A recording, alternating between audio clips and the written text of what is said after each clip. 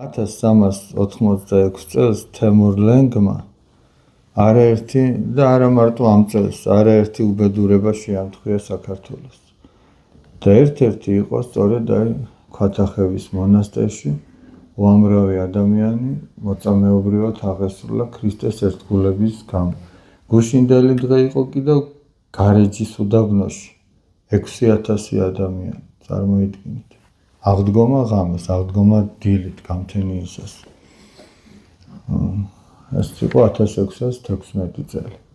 მაგრამ აი დღევანდელი მოვლენა 1386 წელი იყო თემურლენგი რომ შემოესწრო საქართველოს ერთ-ერთი ესეთი შემოსევის დროს და იქ გამოწეს შიგნით, ტაძარში გამოწეს ხალხი.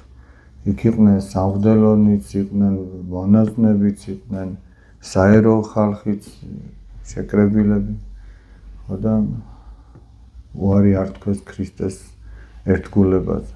ეს არის ყველაზე მთავარი და ეს არის დღესასწაული. ქვათახევის მონასტერში ეს არის დღესასწაული. და დღესასწაული არის სწორედ ის, რომ მათ ქრისტეზე უარი არ თქვეს. და სიცოცხლეს, თავის ბიოლოგიურ სიცოცხლეს ქრისტესთვის სიკვდილი არჩიეს.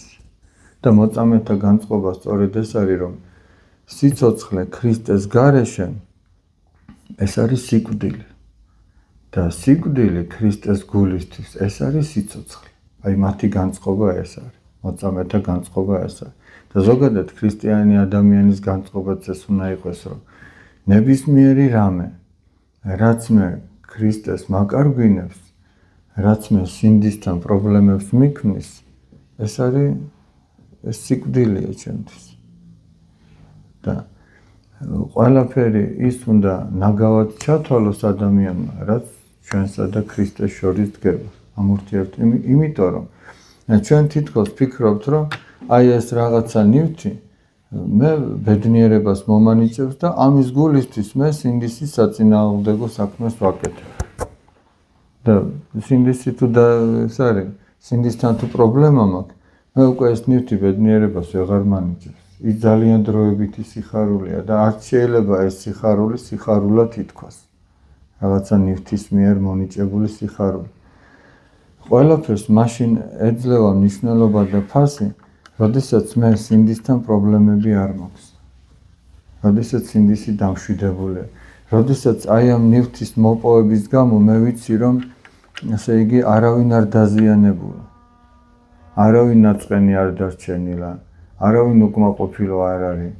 მე როგორც ადამიანი ჩემს ღირსებას არაფერი არ მოკლებია იმის გამო, რომ ეს ნივთი მე მქონდეს.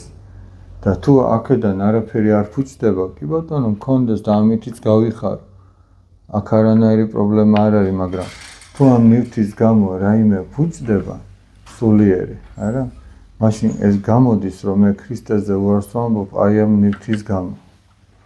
და ნივთის გამო კი არა, სიცოცხლეზე ამბობდნენ უარს, რომ ქრისტეს ერთგულება შეენა